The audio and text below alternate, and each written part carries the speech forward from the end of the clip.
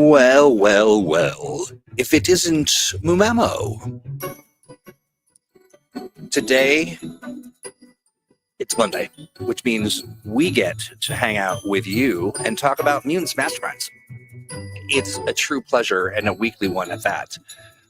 Today, we're talking about managing genre expectations, but we've got so much stuff cooking. I mean, just take a look at this calendar.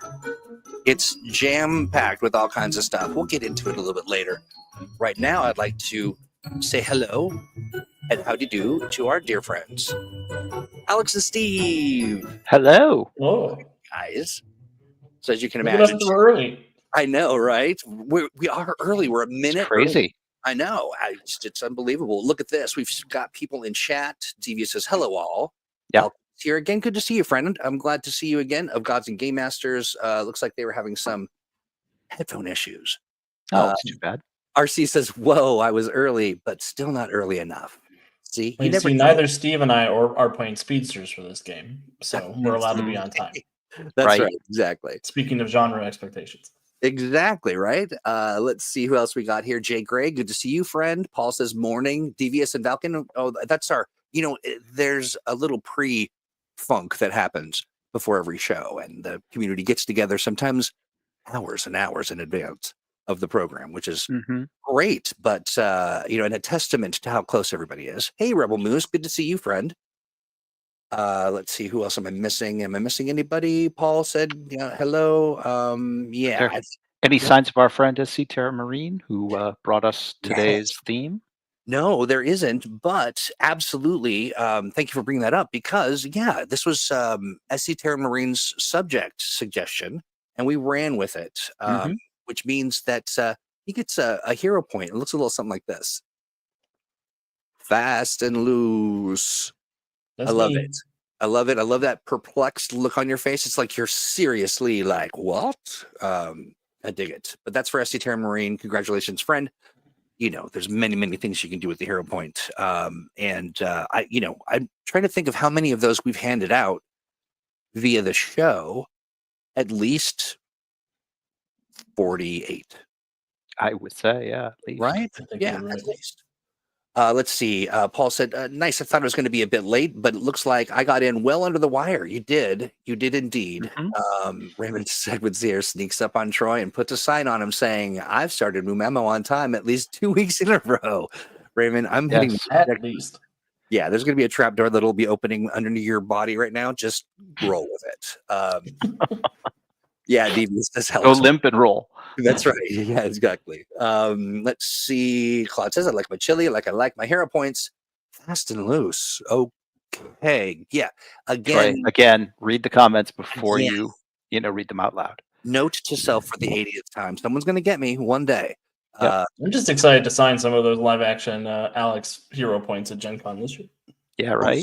Yeah, me too. All right. So managing genre expectations. I mean, what's the big deal, right? I mean, it's not that important to really have everybody on the same page when it comes to what your genre is it? Why I feel like you're being facetious, Troy. Perhaps a little. Yeah, so I think that's one of the first big obstacles for GMs to overcome when bringing new players to Mutants and Masterminds is trying to break some of those, this is how a gamer acts habits versus this is how a superhero story is told. Yeah. It's that sort of clash. And that's one of the things that it's the first big obstacle, I think, to overcome and to get your players really excited about playing Mutants and Masterminds in particular. I find, too, that this conversation is important because not all of us, eat, sleep, and, sort of breathe everything the hero-based. And sort of there's genres that are specific to platforms, that maybe not necessarily hero stuff, but, not every genre that you find in a library is going to be transferable to what you tell in a superhero story. And there's some really well-established tropes, right? There are. And because, like all tabletop RPGs, Mutants and Masterminds has a certain amount of, basically it allows the players to do whatever they want, and because players get the option to, decide their characters' actions, it's important that they be on board with how their characters are supposed to behave. in the context of the game. They get the freedom to make those choices, but with that, comes the understanding that they're gonna make the right choices to at least some Right. degree. Yeah, and that makes Please let sense. me monologue. Yeah, exactly. Right. Yeah, or where's my high tech kind of situation if you're maybe in a low tech environment or something along those lines, right? Yeah. I love this. RC says, I'm very clear about my genre. I always tell my players this is Justice League Unlimited, except for when I decide it's the boys or the thing. Right. Which will change without warning. That's right. Yeah, that's right. That's right. I Welcome love to that. Ragdoll Simulator. So where do you start with all of this genre expectation stuff? But It starts when you're deciding your campaign. So you're Yeah. deciding, do I want to tell a Silver Age story, a modern comic book story? Am I trying to do something similar to the MCU? Figuring out what exact genre and tropes that you're interested in exploring, and then building out from there. Yeah, like Claude reminds us, and we have said over and over again, it's a session 0 thing. Absolutely. Yeah. It's a conversation to be had at the beginning of the game, and to say, hey, as game master, this is the style of game I want to run. Is this the kind of game you want to play in? And can we agree, basically on what that style looks like? Steve, you had Yeah. mentioned something before the show today. Well, in the write up, I kind of made some mention of different genres, and you were like, "Well, maybe we should talk about." And then the notion of like you getting ready to do your, sort of the boys level sort of hero experience when they want to do a living cartoon, which Right. both work in the Mutants Masterminds world, but maybe not so good together. Yeah, you could get some real clash of expectations there, and if you're deliberately playing with expectations, that's one thing. But when you're not doing it deliberately and you're sort of tripping over it, it can really kind of throw off your game. Yeah, absolutely. Sorry, Alex, you were going to say something before I. Oh, just thank you, Claude, for doing the Lord's work and running 2 session series this week. Yes. And running lots of M&M. Very Yeah, important. exactly. I love that. Also, shout out to Some Good Soup, who is looking for a good fruit salad if anybody's got anything handy, because they're still in bed. There you go. Right. I hope That's you genre get the itself. fruit salad you want. I hope so. Yes. Since a tomato is a fruit, does that mean tomato soup is an emulsified fruit salad? Is it all just a gravy? Life is just Comes gravy. back to it. Is life just really all gravy? All roads lead to gravy. Nice. Okay. So one of the things that I've found interesting just in my sort of as a civilian in this process, when I look at the genres that I've learned about, like there are some that are very like, I'm not sure if this is even applicable. It feels like it could be in some way. But we've got steampunk and we've got then the one I read about gas lamp. Gaslighting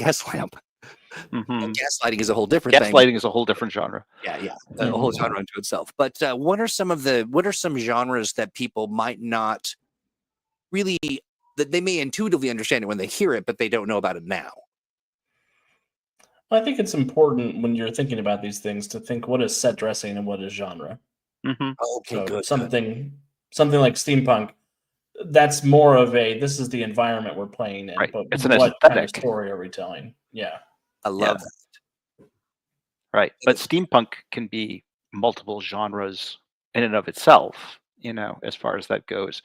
And genre is, in many ways, the kind of expectations you have about the way the story is going to unfold.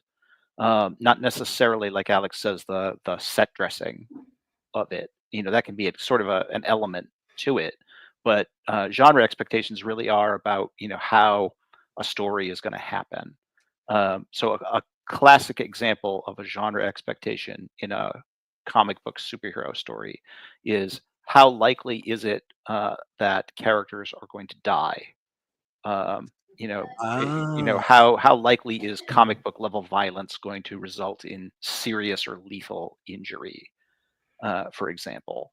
Okay, now And sorry, go ahead. yeah, I I was was going to say that just ranges on a wide continuum from a very cartoon level, basically never, to a very ultra violent, characters with super strength are regularly putting their fists through people. So I have been thinking of sort of the larger field of genres when we're talking about very specifically the genre expectations. I mean, and other stuff as well. I mean, people are kind of, but the genre expectation is very specific to being a hero in a hero Mhm. TTRPG. Mhm. Very Yeah, interesting. and sort of what to expect as a player, so that you can make informed decisions about the possible consequences of your actions. Yeah, and the more And that you yeah, do that, the better experience people will have as heroes playing this particular game. I mean, that's just a great way to make sure people get it.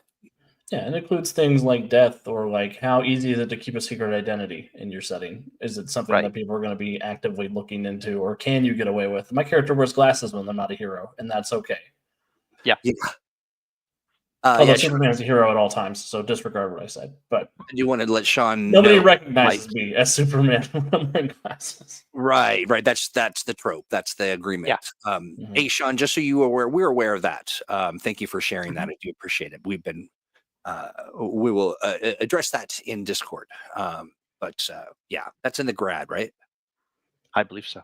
Yeah. Mhm. Um, Yep, that's where it was shared today. Yeah. Perfect. Let's see. Devious says superhero genres vary wildly from the Tick to the Mhm. Boys to the Justice League Unlimited. Yeah, absolutely. Right. And that's exactly why this topic exists. Is there are a lot of different expectations to manage, Yeah. so far as that goes. And another, I think it's important to note too that because of that, you may not necessarily cover everything in advance. You're not going to think of every possible situation and come up with a guideline to remind everybody of it in your session 0. Sooner or later, something is going to come up during play where it's going to be like, that doesn't feel quite right, Mhm. or that situation. So, or a player is going to be like, I don't know clearly what the expectation in this situation should be, sort of a thing. And I think it's perfectly okay to take a quick break, time out, stop the action, and say, hey, what I'm thinking in this is something along these lines, Yeah. just to check in, make sure everybody's on the same page, and you're not, about to send things, sailing off in the wrong direction. Right. Angel also brings Yeah. up something very interesting as well, and that's the notion that noir detective story, we're talking about that era without Mhm.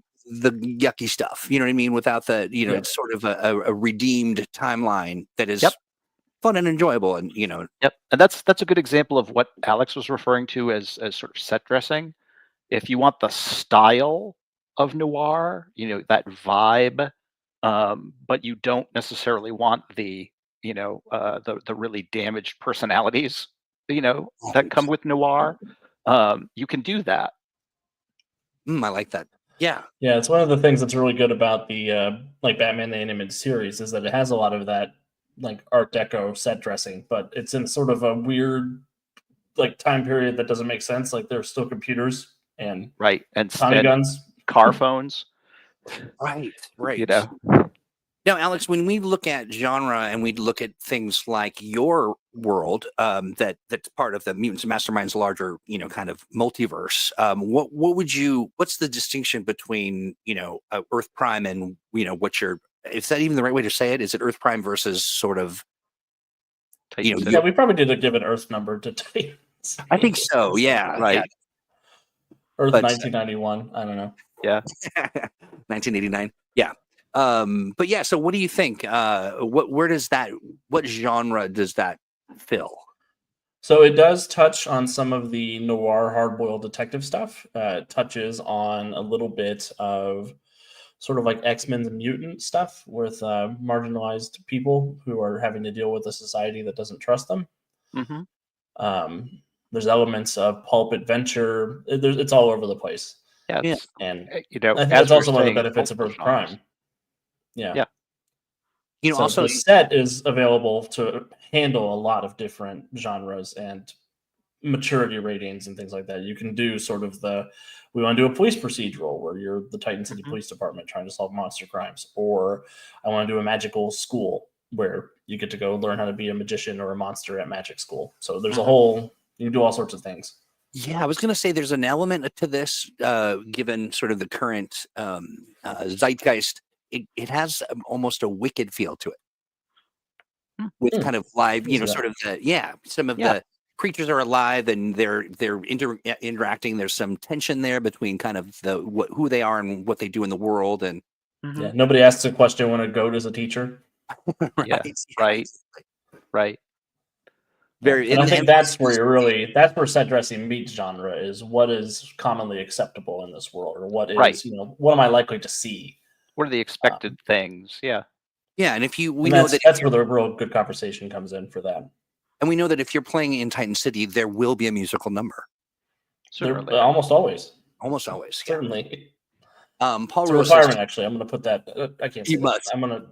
I'll put it on the Atomic Think Tank in the Titan City PDF. I like it. That'll be a write-up on including musical theater in your encounter. Paul mentions, to me, a world cannot have a genre. It's a world mix of genres, all occasionally rattling up against one another. That's largely true. I think that it also depends on how many stories are set in that world. Some worlds, basically have a story, and therefore they conform pretty strongly to a particular genre. As far as that goes, other settings, especially RPG settings, tend to be broader and open to lots of stories. Therefore, they tend to have a little bit more genre flexibility when it comes to that. And we can get into the notion of there being genres and subgenres as well. Technically, Earth Prime is a superhero genre setting, and there's a lot of subgenres that can go on in there. It isn't really set up for non-superhero stories, although you could, do some, if you just ignore the fact that there are superheroes. Got it. Now, that's very much by design, because we want to make sure that whatever setting people pick to play in, they can tell the kinds of stories they want to tell. Indeed. Right now, go ahead, please. Oh, you said indeed. Yes, I was agreeing. I think the other thing I wanted to mention, especially about managing genre expectations, is there's a mechanical reason to establish these things, and that's hero points, where you can reward hero points for adhering to certain genre expectations. Yes. I like that. Yeah, absolutely. And then if you don't shoot my villain in the face until I'm done talking, I'll give you a hero point, right? An anticipated question from the Claudians, and that is Bowman a genre? Bowman is a way of life. A way of life. Yes. Fair enough.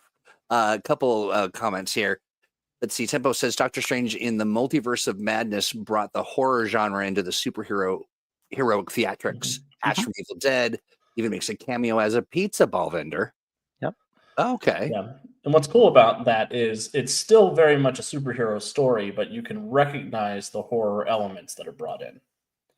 It changes a little bit about what to expect when going into a dangerous situation, because there's that horror element that's running through there that the players need to be aware of when they're making choices. Yep. But they still aren't punished for being heroic or facing the danger. It's not a survival horror story all of a sudden. Right. I mean, a great example of that in Multiverse of Madness, spoilers for anyone who hasn't seen it, is that it subverts the normal comic book trope of, are heroes likely to die? In Multiverse of Madness, the answer is yes, almost all of them do.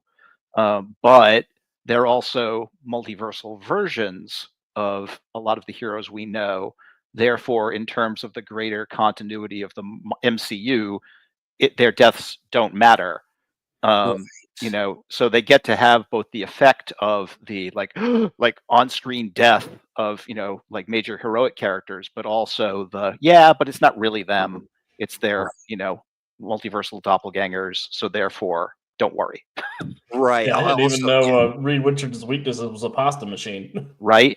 Oh no, I've not seen it, but that does make some sense. Also, the ubiquitous then, like, it's my daughter, it's my son, it's my it's little Wolvie, it's little whatever. King Snarf mentions this, which I think kind of fits into this discussion. Let's see right here. which is the superhero genre is pulled from other genres of comics over the years, like how they folded in Western comics Yeah. is the history. Yeah. Superhero comics have stolen from everywhere as far as that goes, and kind of adapted those things to their own particular style.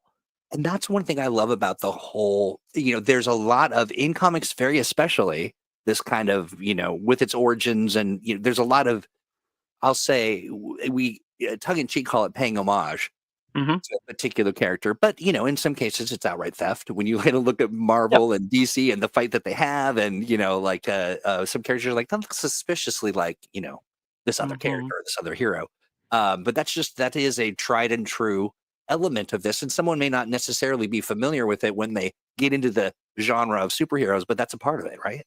Yeah, and that's where the session 0 conversation has to come in. This is my framework for what a superhero story is. What is yours, and how can we make them match? Or where's the overlap? And what's our compromises? Things like that. Homages and inspirations are also a great discussion to have during managing genre expectations, in terms of just how close to outright copyright violation isn't a problem at your game table, provided that you don't feel that it is. But for some players, outright concept theft that strays way too close to a character can ruin some people's suspension of disbelief. So if you're playing a Wolverine ripoff who literally has an unbreakable metal skeleton and 3 metal claws and is Canadian and has an accent and is basically Wolverine in every way that matters, that can throw some people off, and they can be like, "Yeah, that's not cool." Or Like what are you that. doing to my beloved character, hero rather. But here's a question from John that says, have Alex or Steve done any genre subversion where players are led to believe one thing and then they find out 2 or 3 sessions in that it's something altogether different? Yes. I have one game that's very close to that. I ran a scenario where the players had to infiltrate couples counseling seminar, and halfway through it turns into a horror story. Surprise! I mean, that was fairly predictable, just given that it was couples counseling. But right, and that's just all the spiders that showed up in the middle. That was the problem for most people. Yeah, right. I see. Now, how do you allow for that surprise or that shift in genre while not sort of selling a different thing to the players at the session 0?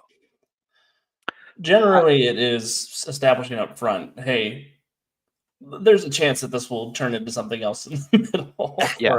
Right. The possibility of me messing with your expectations is going to come up, and here are some tools for how to navigate that if that happens and it becomes too much, or if you don't think that's right. Yeah. I've done it in 2 different ways. One is to play around with expectations in a way that, like I was mentioning with Multiverse of Madness as an example, where ultimately it doesn't matter in the end. So there's no long-term repercussions. I have done an adventure, for example, where the player character, the heroes, get replaced by doppelgangers. But halfway through the adventure, the players find out they're actually playing the doppelgangers. Oh, I love that. And that the real heroes are actually the seemingly crazy people who are telling them that they're not real. And because that's just a one adventure thing and their real characters are fine, that was a way to subvert expectations that surprised the players but didn't do so in a really like underhanded way. And I have also played around with the notion of, like, I've done more realistic style super campaigns where it's not superheroes so much as people with powers, and I have occasionally allowed the players' own expectations about comic book tropes to trip them up, and thrown things in where they are expecting a comic book thing to happen and it doesn't. Because I'm like, that's not the game we're playing. Like, I told you up front that that's not this game. you know. No, wait. And when Sure. there's a different, actually Paul mentions this as well, which is the fine line between the plot twist and the bait and switch, and if Yeah. you can Mhm. actually even work in a bait and switch if they understand that it could happen in this space, if it makes Mhm. sense. But if you kind of, introduce just a jarring kind of now everyone's dead and that's just what happens, like that's just really discordant with what you've already discussed, one would Yeah. presume. Yeah, Now, and I think it's important to remember that just because you see a trick coming doesn't mean you know how it happened. Right. Like, yeah. you can still be entertained even if you know something unexpected is going to happen. Oh, and that's one of the things that I love about Mutants and Masterminds is that you can suspend the disbelief because it is, if that's what you're kind of doing, which kind of lends itself well to the sillier, campier stuff that can go on in this space. Yeah, I played a really great adventure a couple weeks ago where halfway through we found out we were all ghosts. And we thought we were playing a game of college kids in the 80s. And it turns out it's 2019 and we'd all been dead for 30 years and we're trying to solve our own murder. Nice. See, I love that, but this is interesting. Tempo brings up, and this is true. There is, it's our community of Mutants Masterminds folks are just unusually intellectually, fortified, and so that's rather existentially terrifying, especially Yeah. the disposable alternate dimensions and doppelgangers thing. Yeah, Yeah. absolutely. And oftentimes people will explore that stuff as a way of exploring that sort of notion. Well, and that's another sort of genre convention to think about and talk about with your players is that there are lots and lots of things in the superhero comics that if you take them really literally are utterly terrifying. Yes. That are just awful. People in a real world situation having powers like characters in the comics as, any fairly realistic treatment like the boys or anything like that shows us is terrifying. It's going to be ultra violent. It's going to be terribly messy. It's not going to be fun. Right. And if that's the scenario you want to play out, that's doable. But it's softening some of that for the more sort of fun-loving, super heroic stuff to say, yeah, don't worry about it. Right. Like That's Right. you're thinking about it too much. Yeah, it's important to remember that we're playing a game, not writing a physics engine for. Right. Or, a philosophy discourse for that matter. Yes, absolutely. You know, Or unless that is the purpose of it, and then there's more agency within this, genre in this Mhm. space than there would be if you're just thinking about it home alone on Yeah. the couch at 2 a.m. Yeah. This is interesting too. Let me see. What did I grab? I want to, Sean. I want to raise your point for you, but I'm not sure exactly. So, what are XPs? So an XP is basically um, a little bit more than an homage, basically a copy of a particular I type see. of character. Yeah. So going back to that, that's very true. Sean Dugan mentions that players try to dictate the way that particular. If you're doing something too closely aligned, then I guess is what you're saying. That Yeah. makes sense. Yeah. You want to, And like we were saying, it's important to get people's comfort level with how much homage is going to take place because it can be immersion breaking for some people. Yeah. yeah, And to have the conversation, are there other super people in this setting? Like, am I going to be the main character of what's going on, or Right. am I just a small part in a larger superhero community? Right. right. That gets back to our talks previously about things like niche protection and Mhm. is my character, if my character is the best in the world at what he does, is he really, in the context of this campaign, and what does that mean, game mechanically and all of that. David Bodie Yeah, I mentions was playing this. an Earth Prime game and I accidentally realized I was now the smartest character in Earth Prime just based on my intellect stat. Right. I was like, oh, David whoops. David Bodie brings this up, which I think is interesting because there are moments. I had the same vibe when I first wrapped my mind around what The Boys was about. Yep. It just it was something else, and I a little bit of poking around, I could have figured it out. But yeah, sometimes that's a shock. Yeah, it is. I will be completely honest in saying that is one of the reasons I do not like the Invincible show. I get that it's a great show. It's very well written. It's based on a comic that's very well written. but I am not a fan of superheroes with the blood turned on. So it breaks my enjoyment of the genre, as far as that goes. So as soon as it's like, oh, this is going to be one of those super bloody, sort of scenarios, I'm like, nope, I'm out. Yeah, that's where Sorry. it landed as well. Was it related to The Boys? I know that there's some really great commentary on the nature of being a hero and narcissism and all of this stuff. Absolutely. But it was not the reason that I turned to superheroes. Meanwhile, I really like the human as a water balloon genre. Yeah.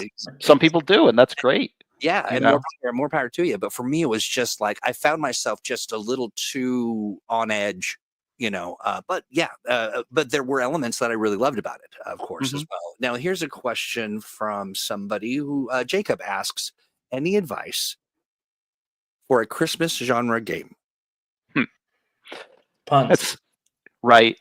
I mean, it's figuring out what the Christmas genre means to you, as far as goes, and defining some of those expectations. Usually speaking, there's going to be some kind of charming and heartwarming lesson about the true meaning of Christmas somewhere in there.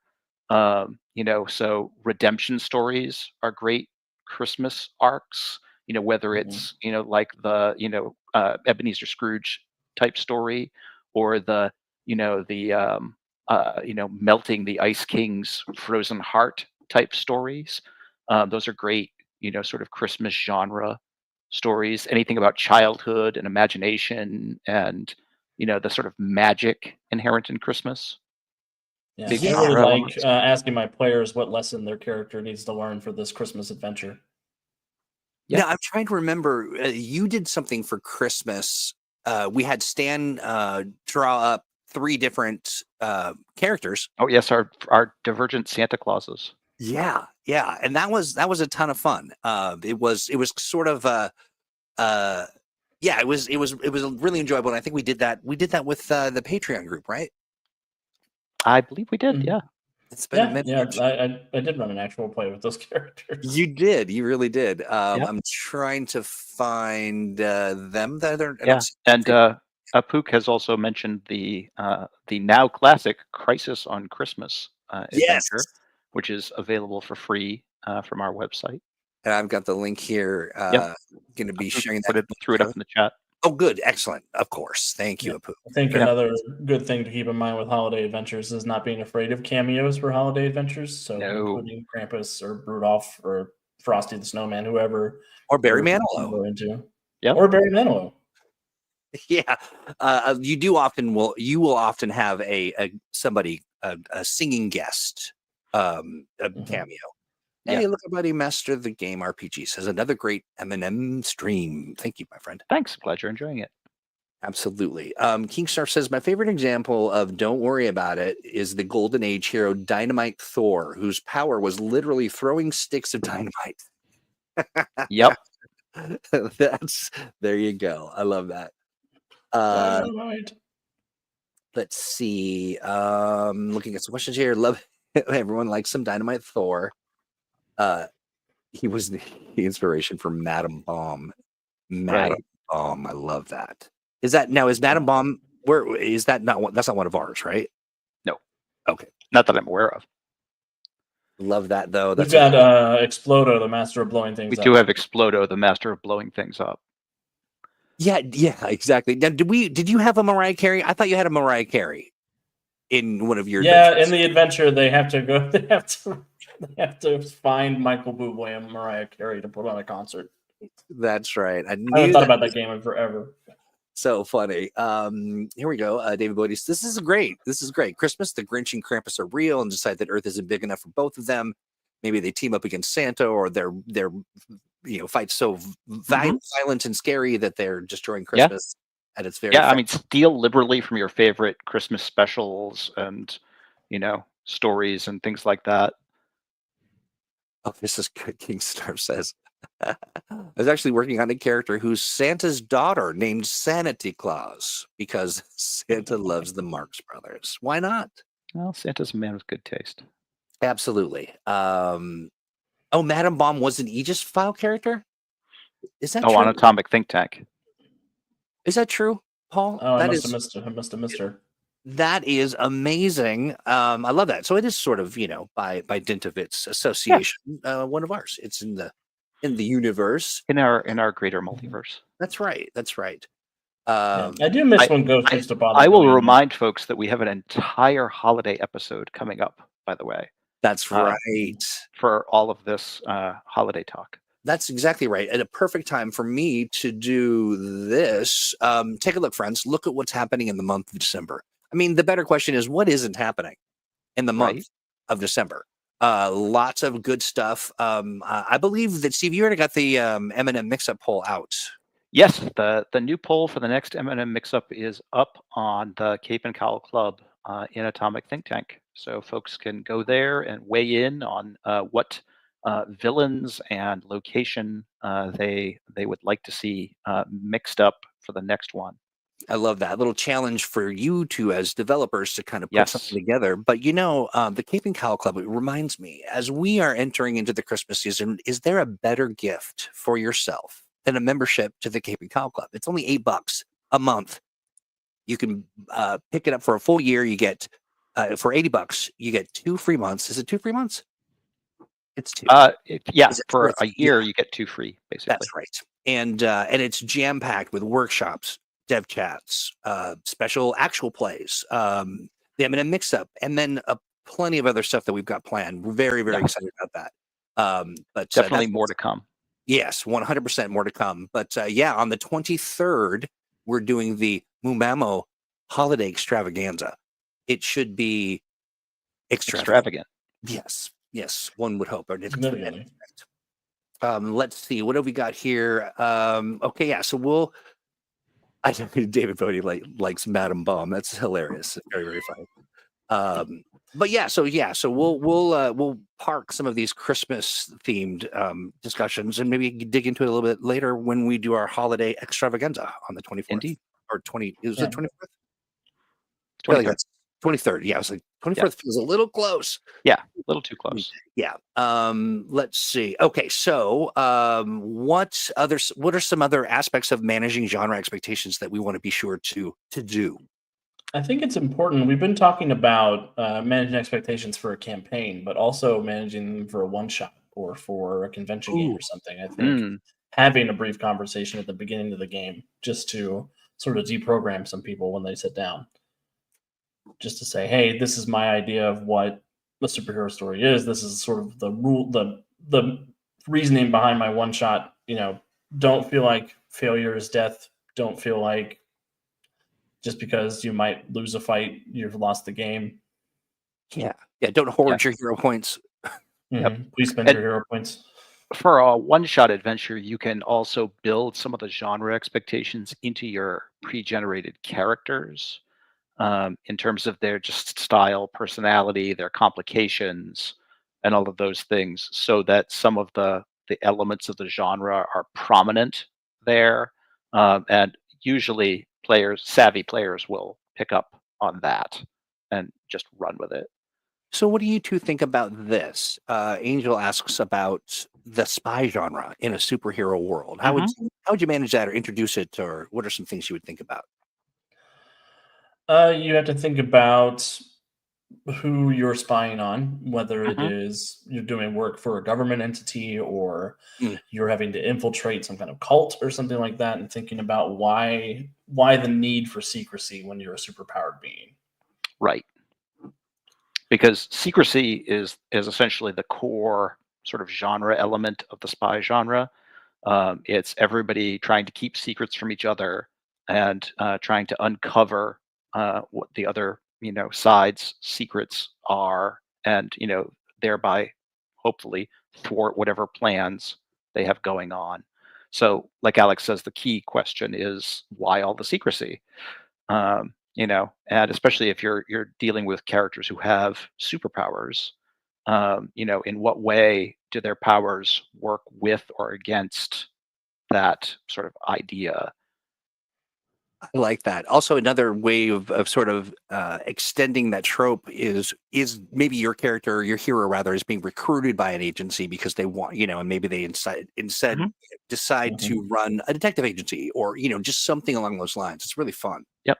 Well, and again, Yeah. if you want to play around with genre, there's a difference between saying you're going to run a spy campaign and saying you want to run a spy adventure where the player characters get, as you say, recruited by a spy agency, for example, and they're like, "We need you because our normal agents are not up to this for whatever reason. We need you to do this, but it means you're going to have to adapt your normal approach in the following ways because we want you to keep it quiet." Right. Or You know, yeah. No, Yeah, here's an and what are interesting. the consequences of going loud? Like, how is right? that going to completely change? Like, what's that going to endanger Yes. outside of the Right. facility? Yeah. I love that. I mean, because then you can also play with the how many people in the city now know what you're doing because of, you did it too loud, or something along those lines. But this is so now, John mentions this.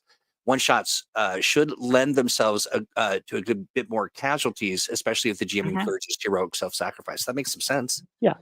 You don't have to be quite as worried about repercussions in a one shot because there's no continuing story after that. So yeah, I mean, you can definitely encourage real over the top self-sacrifice or things that would ordinarily be sort of series ending, you know, Right. but it isn't really an issue in your one shot because that's it. I like Yeah, what David. first game I ever played with Steve, he blew himself up at the end of it. I did, because it was a one shot, so why not? I It love was it. actually Especially the based fact that I on was Paul also was playing. talking about. Yeah, it was based on the episode of Justice League that Paul was talking about earlier. Yeah. Plus, I was playing a character with a death wish, so. I love that. I That's love my that. bad. David Bodie mentions this kind of turns the script around on this, and that is that if the spy agency, the spy encounter is about them spying on you, I mean, that's very interesting. Mhm. Mhm. I love that. How Yep. do they react to this infiltration or whatever? That could be a ton of Yeah, fun stuff. and genre-wise, that comes down to how comfortable, how is paranoia something that they need to be thinking about? Yeah, Can they trust everybody around them? Is there going to be a lot of betrayal? Right. I love Also a that. big element of the spy genre. Right. Who among us Who can is you the? trust? Yeah, right. The answer is usually no one. Yeah. Yeah. This is great, Claude. Yes, yeah. To be clear, the player characters can blow themselves up in one shot. Yes, we prefer the players not do that at all. Steve has Yeah, many powers, but that would Yeah. be my preference. not mine either. Yeah. Let's see here. Oh, very That good. that by the way is one of my number one things in our writers guidelines to explain to people that there's a very distinct difference between players and characters. Please be very careful which term you're using. That's right. That's right. And I've done it just in titles like problematic players. Right. When we really are talking about the Yes, heroes. the big difference between problematic players and problematic characters. Oh, King Snarf! How very dare! How very dare! No, I'm presuming that are you talking about a hero named Sandstorm, or are you talking about that Darude Sandstorm? I hate that song so much. Anyway, sorry. Hanover Fist mentions for the spy one. Flip that. You're the spies, and the league just found out about spies are lurking in their ranks. Yeah, Yeah, absolutely. sure. Mhm. I love that. And then just to reiterate, King Starf did mention that there's a spy group with ready-made player characters in the Super Team Handbook. There are. Mhm. I think we wrote that even. Love it. Okay, well, so here we are. We're about 15 minutes away from the end of the program. What are some of the things that you think, is managing genre expectations is something that you just manage at the outset and then just kind of people follow along? Is there shifts or moments where you want to check in? How should people manage that? I think I'm a big proponent of checking in at the end of every session. Just to Yeah. be like, hey, how's everybody doing? How's that Is it, doing? Right. would you like to see more of some stuff, less of some stuff? Hmm. Yeah, I love I that. agree. I think that although it's a trifle overused, resources like TV tropes the website, which basically just tracks the whole notion of genre expectations, It's great. can be a real useful tool, because it can often point out to you, in sort of invisible genre expectations that you weren't aware of, because they are just so much a part of the story that they just fade into the background, and you're like, oh yeah, I didn't really notice that this type of story always does that. um, and it can give you at least sort of a working knowledge of how to look at tropes and get a sense of how they work, and also get the notion that tropes are not necessarily a bad thing.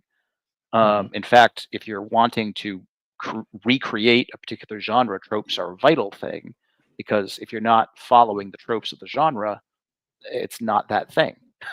One of the things I love about TV tropes is their mention of mutants and masterminds. Mm, It is yeah. so great, and they've got some of the subgenres and things that they break it down to. Like, it really makes you go, "Oh, I see. This is a multifaceted opportunity to tell a very rich story that can change from encounter to encounter." Yep. But I linked to that in chat. I highly recommend it. Who said, "Yeah"? King Surf said, "TV tropes is a rabbit hole." Oh yeah, yeah, Yes, like Wikipedia or any other like yes. vast encyclopedic resource, it's a giant rabbit hole. But it sure scratches Yeah. an itch. I love that. I think it's also important to establish, are my players as media literate as I am? Or Mhm. like, what are their ideas of what the tropes are? Like, do they even know what a trope is? Like, will they recognize this if it happens?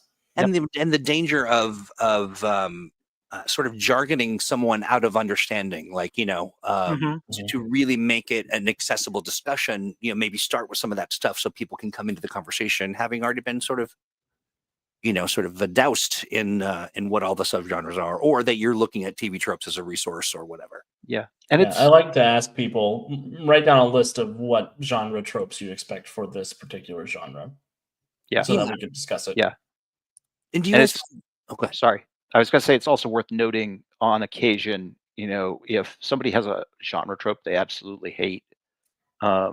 to point it out rather than just put up with it. Like suffer Usually it. there's ways we can adapt or work around it. I mean, if they're like, Daedalus, damsel in distress again. You could Well, buy just been playing Daedalus' Alex's corpse from games. my cold dead hands. I love that. And, one of the things too that I think it's good for people to, I think that in the lofty position of a game master, you can sometimes lose sight of the fact that there are people who may be experiencing this stuff for the first time. And Mhm. then I've also discovered that much to, you may, because of people's expertise in a particular sort of telling of a story, that doesn't mean that people around the table don't understand the concepts. They may not just have been exposed to the words, Mhm. and so it's important to have that dialogue. So everyone's starting out on the level playing field. So here, let's see. There was a question. Nope, I lost it. It's gone. Okay, great. Well, this is all really good See, stuff.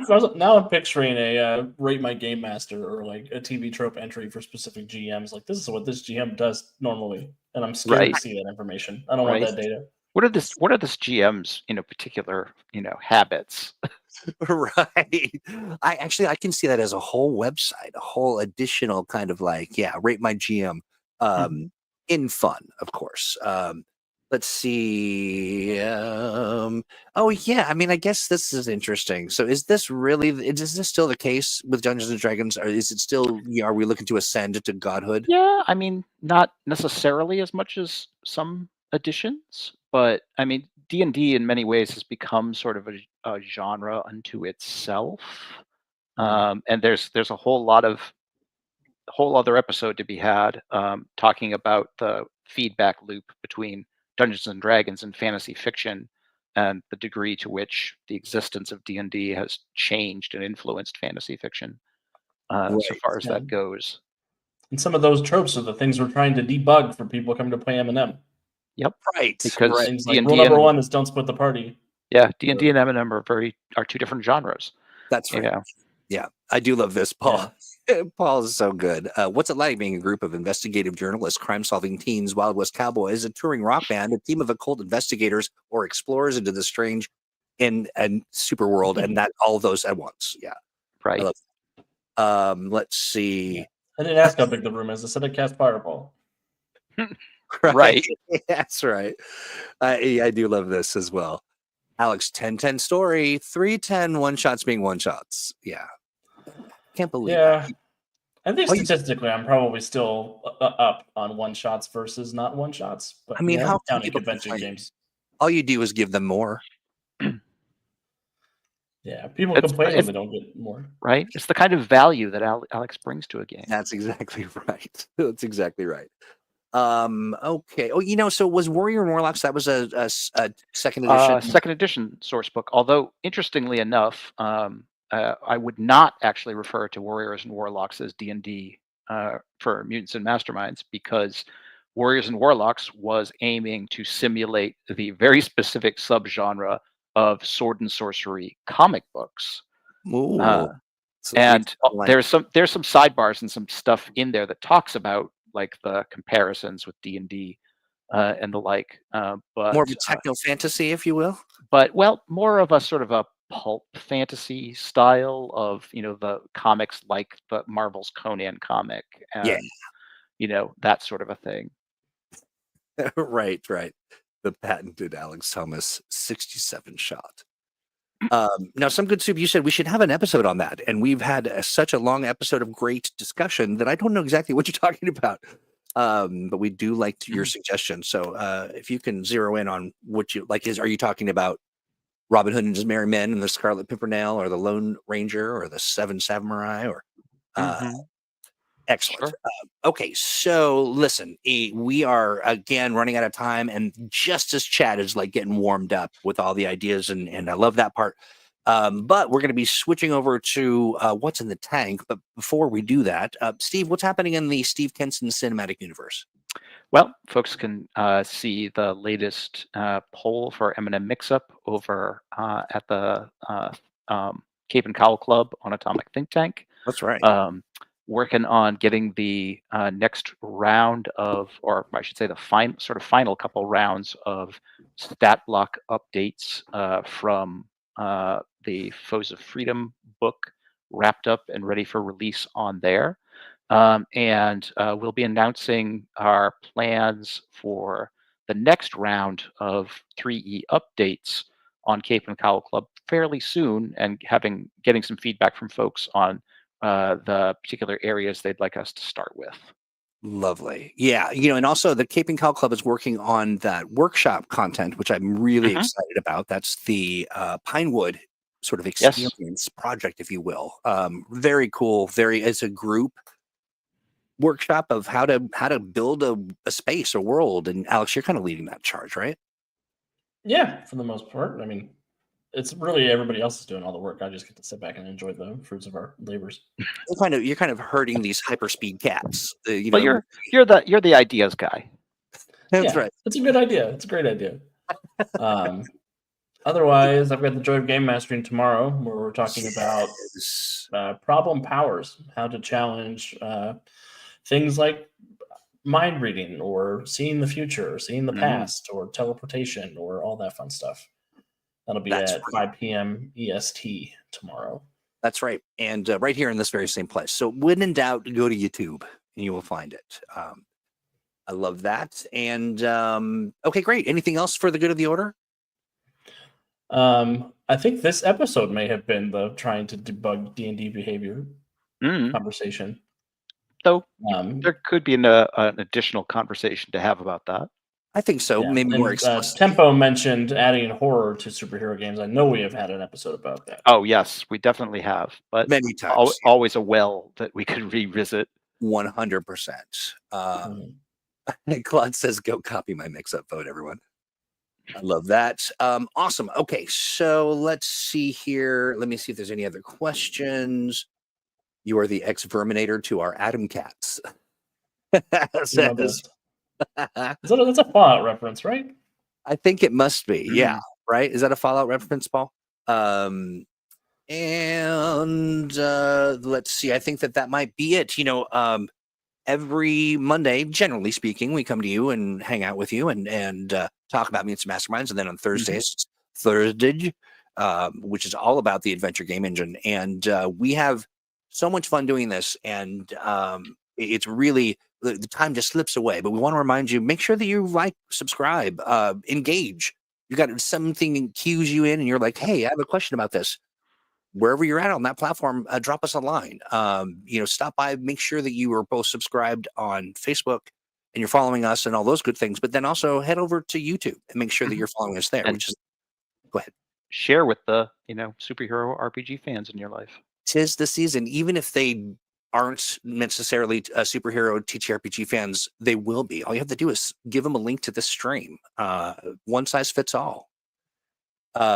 Fantastic. And I think that that will be that. Now, here's the other thing.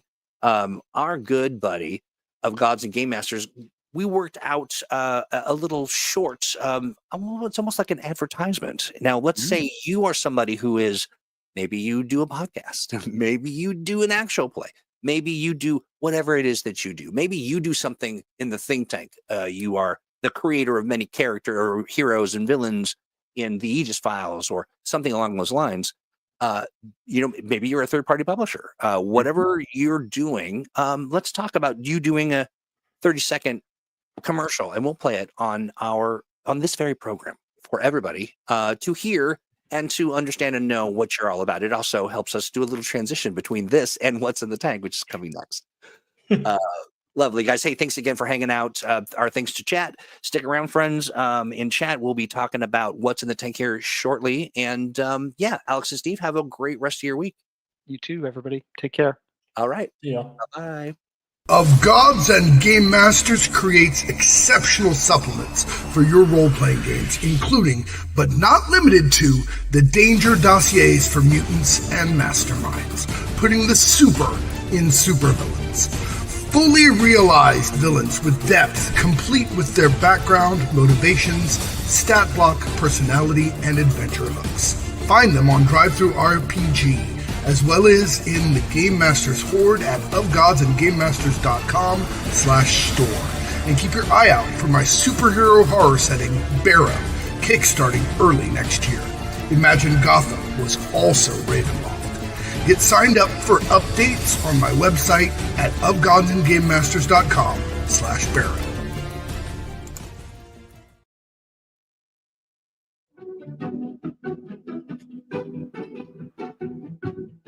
So yeah, you were saying anyway? What was that? No, nothing. No, nothing at all. I think we're live now, and I'm not gonna fall for that again. Not in a million years. We are live. Look at this. Hi, buddy. Hi, how's it going? How are sir? you? Oh, living the dream, living the dream. I like As it better. always. I like it better when you're roundy. Well, my rounding, I like the round too, but it's go ahead and round me again. Round me like you know you want to. Round me. Let's see. How does one do that? Does it look like?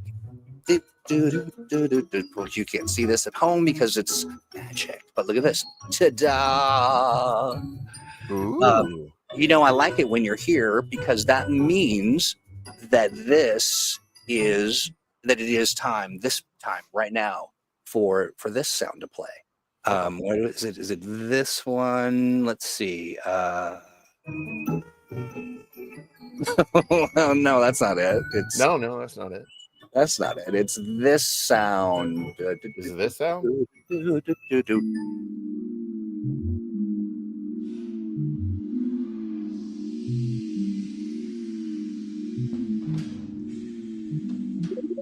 What's in the tank? Yeah, what is the tank and why is it repeating? I don't know. I don't know. It's so important. One day we're going to get on that. That's it just happens. It's Exactly. magic. exactly. Hi, buddy. You sound howdy. like you're at about 99.9999%. I am at 99.9999.7 point something or other. I don't know. I love it. Times infinity squared. Truth. Percent. So, how are you? How was your week? It's been a week, that is for sure. Yes. But I too have had a week. Yeah. It was almost like it was 7 days, all in a row too. Yeah, really weird. But true as well. Yeah. Now, so we do this every Monday where you pop in because you are a central force to be reckoned with over at the old MuMaMo, not MuMaMo, the Mutants and Masterminds Think tank. Atomic Think Dun, Tank dun, dun. Ranch. And there's a lot of stuff going on. And we like to take a minute to highlight all the people, things, and the doings, the goings on, if you will. Yeah, but I don't think the round shape is going to work for showing the screen, though. You might. That is a very good point. You might need to pop me up. I can do that. Back Fully to rectangular. rectangular status. Let me push a few buttons here. Beep, boop, boop, boop, beep, beep, boop, boop, boop, boop, boop, boop. Computing. There we go. There we are. Nice. What's in the tank? Is it December 8th already? It is December 8th. We are closing in on the end of the year. 2025 approacheth. I do believe it's the 9th. It is. Well, it's the 9th, yes. Now, even closer to the end of the year. That's right. One day closer. Yeah. Well, what do you got? You got so much to talk about. Well, we've got 3 good articles in there. I've got one on enforcing justice and using law in your Mutants and Masterminds game. Matt Mabray has an entire article on designing characters for future campaigns and basically the different genres you can pull upon to make your character in the future. The future. And also, we've got yet another awesome article by Jacob Gross in Building a Nemesis. This time he looks into Nemesis. Yeah. Nemesis. Yeah. Of this time Victor Prophet, the Sentinel and member who did he debut in Emerald City Player's Guide? I think that was his first appearance there. Yeah, I like it. Yeah, he's a really great character. Hey, real quick, I want to just mention, so the stuff that you're seeing here, friends, isn't meant to be just sort of a passing fancy. It is really evergreen discussions about honing and refining your M&M game at all levels, from the player standpoint, from the GM standpoint, group dynamics, you name it, it's been covered. And this is all sort of stuff that is interactive. You're about ready to jump into the Aegis files. What are those all about? Well, the Aegis files are stat blocks for everything from good guys, bad guys, vehicles, and HQ. They're all fan-made, and we've got a number of contributions, again, from Matt Mabray, tearing up the road there, making more of the fantastic Freedom Legion, which is kind of his homage to the Legion of Superheroes in the far future. Jack Kellum also coming in there with Spriggan, the size-changing Fey hero. He also made Night Raven, the Dark Knight Protector of Britain, as well as Paragon, Britain's mightiest mortal. And, of course, Steinbrewer. Steinbrewer just makes so many dang characters. He doesn't do them individually anymore. He just puts whole groups of them in there. Just Which here. is lovely, yeah. Yeah. So quite a number of heroes there on that side. For the article Enforcing Justice and Law in the Mutants and Masterminds game. Oh, I love this. Went into the role of law in superhero narratives, kind of vigilantism versus law enforcement, whether your hero is, on the opposite side of the police or if he's working with the police. Law is a tool for justice, legal defense, and courtroom drama. Oh, that's fun. Building legal systems in your game to deal with things like, is enhanced law enforcement necessary to deal with superhuman threats? Do superhumans have civil rights? Is a mutant still considered human? Do they deserve human rights, or is a mutant like some other race? This is all, legal considerations. It is an artificial intelligence like the Vision. Do they have human rights? Oh, right. Yeah. Also superhuman registration and regulation, superhuman specific crimes. This is a no teleporting zone. I'm sorry, you broke the law by teleporting in here. International superhuman law. If you're a superhuman and you go to another country and you don't declare your superhuman powers, are you considered a terrorist? You basically brought a weapon of mass destruction, which are your powers, across a boundary without declaring anything. Corporate superhuman law, how does it figure in? Can you patent a superpower? Paranormal and magical law, who deals with, somebody making an accidental portal to hell? Are there charges that are brought up on that. Superhuman rights activism, superhuman courts. And I did a slew of different sample scenarios for folks, different things that they can use to kind of levy the law into their game as well. One of my favorite sort of the results of your crimes against not just humanity but the intergalactic law. Like maybe Oh, you're there you go. without even knowing you're breaking some code of that all the interplanetary sort of whatever you call it have agreed to, and unbeknownst to you, just a mutant or a mutated something, you've broken the law. Yeah, and I really like what Simon Wentworth, a Brit who has actually a number of really good products in the drive-through RPG, with part of the super. Was it super? It's not Superlink. It's super powered by Eminem. That's right. Right. He's got a whole thing on Britain, but he's also got, here are some laws that are used in his own setting. Supers capable of flying without technological aids are considered to be class related to ultralight aircraft. In most places, this means no aviation license or transponder is required for them, but it's illegal for them to fly higher than 1,200 feet above ground level without permission from the local government. That's great. Yeah, just absolute thing I like in my game. If you're a flyer that can go above a certain speed, you cannot fly above Mach 1 anywhere near a city, because sonic booms affect things. Yeah. Yeah, also, if you fly above a certain, you have to file a flight path with FAA, so you do have to stay low, etc., etc. Just other things like that. I'm inspired by this conversation. One of the things, especially by the article, there could be a moratorium on anything that would shift reality as we know and understand it. Yeah. Like sort of the reality police. Yeah. And sometimes they're time cops or something like that. But more so, it's about like, does your power trick anybody into believing that things aren't as they should be? Gravity and etc. How fun that would be to play out. But this, using the law in your M&M game, that to me is so fascinating. King Starf mentioned something about the meta plot about alien refugees.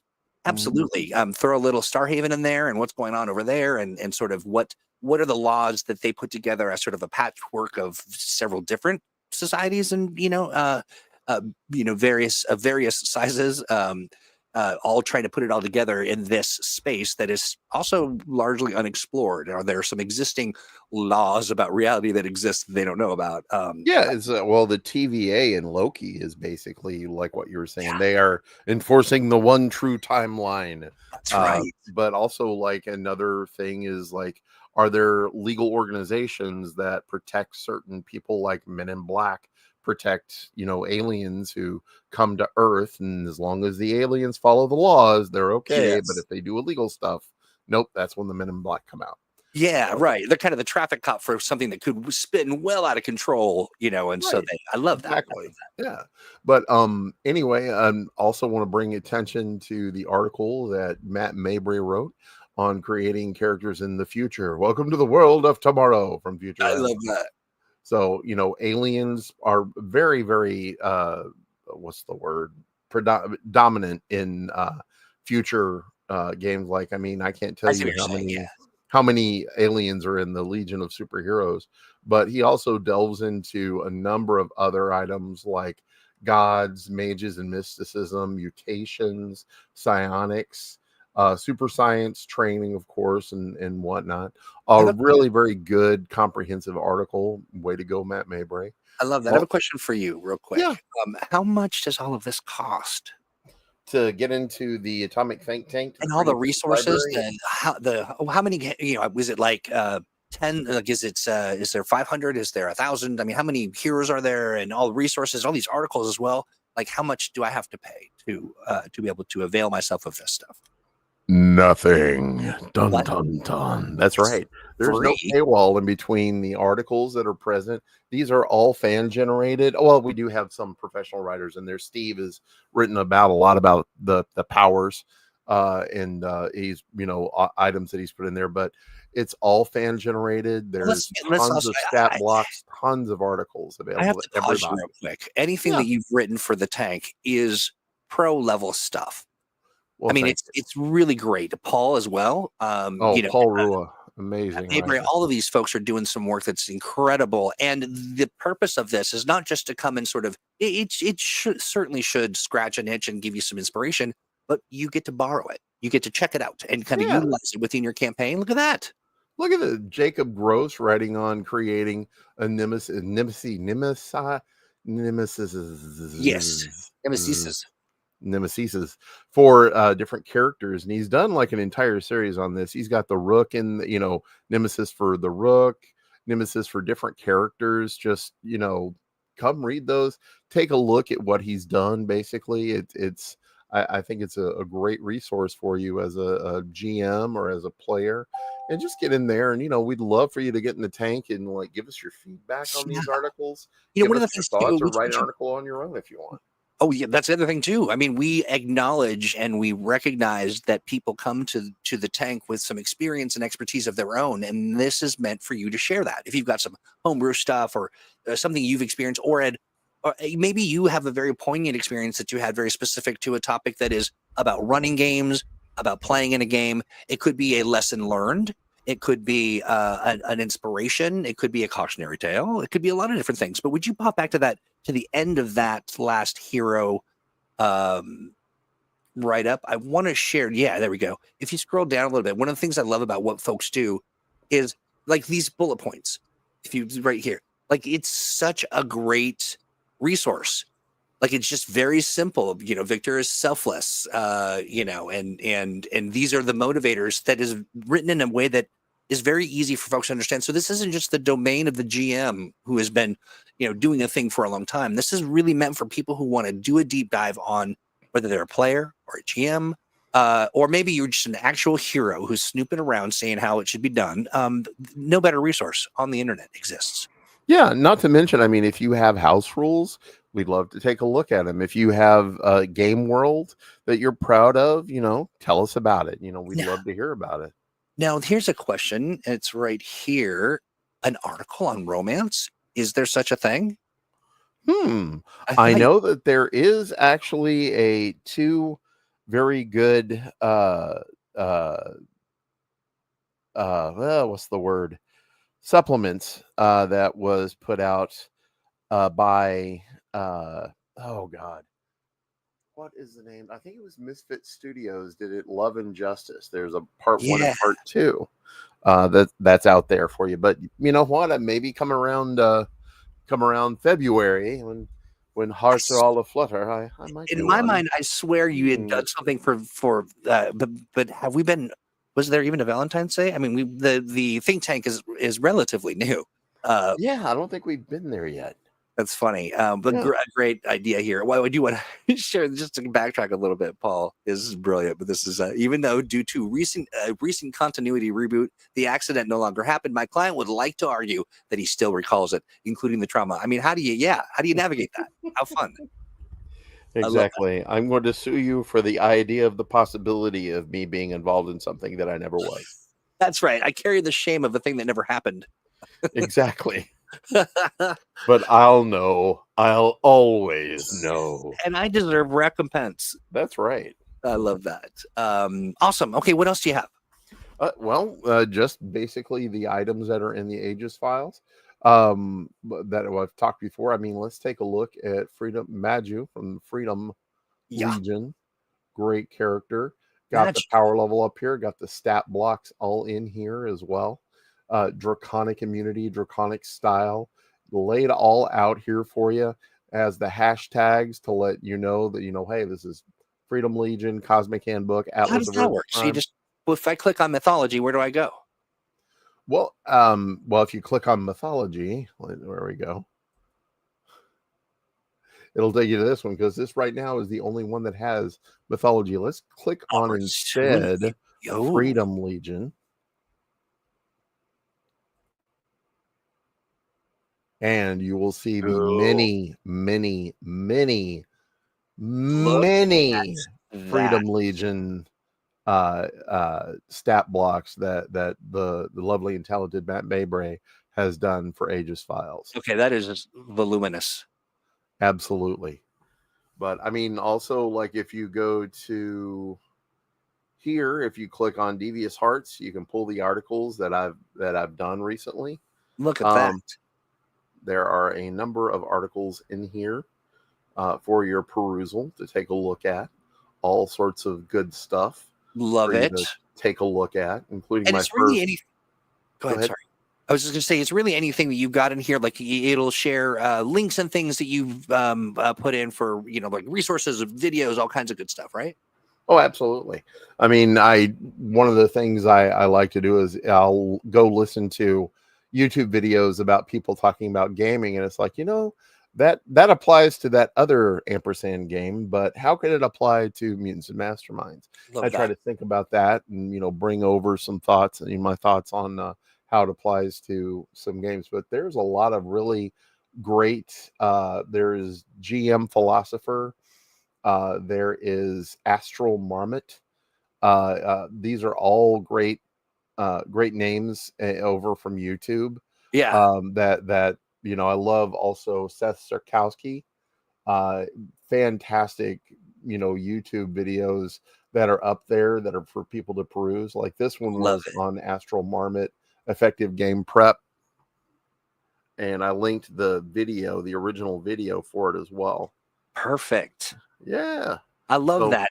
The other thing I was going to mention too, just so folks are aware that, this is in the tank as well. You may be thinking, oh, there are third-party publishers.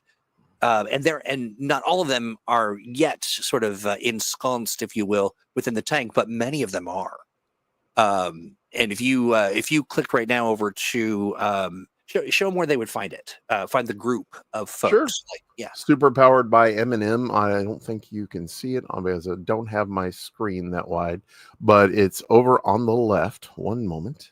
Oh, in the menu. That's right. It's over on the menu, which I don't show normally, I think. Yeah. But it's super powered by M&M license. They've got Lewis Porter Jr. design in there. Beautiful. Of Gods and Game Masters. We heard just a little bit about them a little bit earlier. Wow. They've got Misfit Studios in there. I've talked a little bit about them.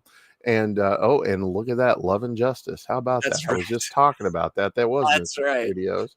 And they've got the upcoming Chimera Australia with our very own Paul Rua, who will be participating in that. I love that. Yeah, absolutely. As well as I think Jacob Jagerkin, he goes by, but what is his? It's Jacob, isn't it? Jacob. Jason. Jason Jacob Jingleheimer. Jason Cochran. Jingleheimer Schmidt. Yes, Jason Cochran is in there doing Chimera Australia. I really should have learned that before I went there. Anyway. Yeah. But they are going to be making some stuff soon that I'm very much looking forward to. Yeah. Well, here's the other great thing. If you are interested in engaging with these folks, you're like, do I remember that our friends Misfit Studios did a thing, or you can jump in there, leave them a note, ask them a question, because they're actively engaged in this space, and it's one of the things that I really love about this opportunity is that you get to engage with folks that are doing the thing that you love, and perhaps maybe you would decide you could do something yourself. Yeah. If you want to be a member of the Super Powered by M&M license, they've got actually the information for Super Powered by M&M lounge here, so you can ask all about it. And you've got the license itself posted up here for folks, so they can read through it. Latest. Yeah.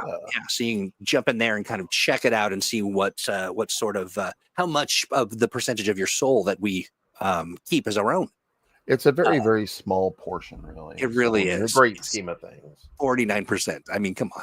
Well, 49%, but then there's that balloon percentage thing where after a certain amount of time and certain clauses and but you can freely sacrifice other souls and bring those to the altar. I mean, you can. That's been done. That's been done. It's not the best, but it works in a pinch. Yeah, in a pinch. Yeah. So, fantastic. Lots of cool stuff. Lots of great links. Lots of Mutants and Masterminds goodness. And again, all you have to do is pay us nothing amount of but dollars. We want it all up front. That's right. We demand it all. All up front. You will pay nothing. in a Every buck. single iota of that. I love that. Here's Some Good Soup says, asks, I hope there's some articles on slowing and music power, on slowing and music. Music? I think he means music. Yeah, perhaps. Let us know if you would, friend. I had an idea on here based on lo-fi with slowing powers. Oh, slow-fi. Okay, so yeah, Oh, yeah. I like it. I like that a lot. Yeah, pay attention area to- effect, affliction, hindered, dazed. So That's you right. only have one action and you move at half speed. I love it. Yeah, so yeah, Some Good Soup. I think you'll probably find at least 4 or 5 different things that you can utilize, articles and resources, maybe even, I don't know, a villain or a hero in there somewhere. Yeah. Devious, Yes, sir. you're my hero. Oh, I do appreciate all the thank stuff you. you do on behalf of the community. And I know it comes from a place of love and passion. And one of the things I love about it, it can be, the TTRPG community can sometimes accidentally, and maybe sometimes not so accidentally, be a little insular, can be a little like, I have all this information and I know stuff. And that is my currency, my power is to be the person you must talk to know the thing. And we were very explicitly setting this space up so that it is accessible to everybody. It's meant for all folks to come and learn, whether you just started, whether you're even just considering, or you just want a good, healthy dose of superhero fun. You come into the think tank and you'll get all of that. And that's something that you really, a vibe that you foster. And given the fact that there are no other superhero TTRPGs in the world, and I don't know why, it's a that weird, have ever been. It's actually the only role playing game actually that's ever been. yeah, and it's all here in the tank. And so, it's strange to me. It's bizarre, but it is what it is, right? I know it's weird, but not to mention the full plate of things being offered in December. We're going to slow down a little bit during holidays, but that's expected. But look how much stuff there's even going on, like a slowed down version. Yeah, even on the 23rd, they're going to have a little Christmas a holiday extravaganza. That's right. Hey, question for you. Yes, do you think that we should do a holiday party in the tank, like some kind of like we all get together and play jackpot? Sure. I think that's a good idea. Yeah, we can maybe manage that. Chat, what do you think? Let me know if you think that it would be fun for all of us to get together and play some games online and just do some fun stuff. Maybe even give out gifts. I would like to point out that there is a certain birthday boy who has yes, a birthday coming up That's on right. the 18th, where there is a dev chat. That's right. But what we might want to do maybe is on office hours on the 11th, perhaps 2 days from now, we might want to get together for that. Maybe, what if we did this? What if we just a thought? I would have to run it by the Cape and Cow Club, but what if we turned that into maybe a larger dev chat that we invite the community to? We do that every once in a while, just to kind of give them a little it's taste. the holidays. Why not? I like that. Yeah. For your birthday wish is to bring everybody in. To have some fun. Exactly. Right. Yeah. So we'll see about that. But I will say, all of this it's fun, it's inspiring, but it's work. And we've got the contributors and all that good stuff. But I just want to say thank you so much for all that you do there. It's inspiring. It's great to watch. It's fun and it's active. It's vibrant. There's a lot going on, and you keep banging the drum and keeping people engaged and interested. And I love it. I do my best. Let's have a Patrick Swayze Christmas this year. How do you do that? Christmas? Well, you either dance a lot or you go to a roadhouse, or both. I think dance a lot at a roadhouse. I will spin you around in the air, singing. And I will roundhouse kick a bad guy when you and do then, that. or you know what? Maybe I will create some pottery, and you can be behind me as a ghost. And there you go. Oh my love. Well, there you go. Well, there you go, or there you don't go. However you wish. However you want to roll it. It's your call. Not gonna yuck anybody's yums. Yeah, that's true. Unless it's yucky. Funny. Yeah. Unless it's just straight up yucky. Yeah. That ain't yummy. Listen, chat, thank you so much for hanging out. Thank you for all the great ideas, contributions, and all that. Now, if you're not liked and subscribed wherever you may be looking, if you haven't taken a moment just to hit that thumbs up. Maybe it's I don't know. Is it a thumb? Is it a a rating of 1 through 5 stars? I don't know how Twitch does it. Is there, make sure that you're subscribed. And if you want to, hop on over to some of the other venues, we could really use the love over on YouTube. We are making great strides. We get more and more people following and listening and hanging out, but still a good percentage of folks are hanging out with us and having dialogue and engaging, but they're not subscribed. I promise you, it's not noisy. Give us a thumbs up, please. I mean, that's one of the best ways, just to show how much you care, how much you want to see more of this content. Just keep us doing what we're doing. That's right. A big shout out to David Bodie, Nate Robbins, and J.A. Ledford, who have given us the thumbs up. And do so yourself, friends, wherever you may be. Maybe you are listening and you are across the living room working on some kind of a project. Give us the thumbs up, psychically, spiritually. And then make sure you do it physically over on YouTube, over on Facebook, or at Twitch, which were the places that we are going to be, that you'll find us there. But in addition, I think on Twitch it's walruses that you have to give us. We want all the walruses. All the walruses. That's right. The thumbs, the hearts, and the walruses. That's what we want. We will be shipping all the walruses over to Devious. So we'll send you a boo. I love that, but I also love this. What was it I was going to say? And I've totally forgotten it. It was going to be brilliant. Whatever it was going to put everything in order. In the coming weeks, I just want to make sure everyone is aware. We are going to be transitioning into a new world of streaming. It'll be all the same good stuff, content, all the fun and ribald repartee that you would expect, but it's going to be coming from a different venue, and that is Moonbeam. We're going to be transitioning over to Moonbeam. We'll still be, splitting out the broadcasts of the very different places, but it will have a very different vibe. And what I'm excited about is that people who are, we've got people who are moderators in chat. We've got people who are make contributions and those sorts of things. Moonbeam is going to allow us to kick a little resource your way. Now it'll be gems, and what you can do with those gems, I haven't a clue yet. But it also means that there are going to be some cutting edge opportunities for us to really muck some stuff up. So gird your loins. Know that we that's only a matter of time, and we may even be there next week. And I believe before we jump. Next week's topic has left my mind, but it's right there on this screen. Let me go look here. Dealing with speedsters, and so you can see that up on your screen now. And then don't forget tomorrow. Yep, tomorrow. Problem, powers, and you. That's right. With Alex and the joy of game mastering. Right, it should be a ton of fun, and we're going to. Oh, there you go. You got it on your screen too. There Beautiful. I love it. Hey, everybody. Have a fantastic rest of your week. Devious, you as well.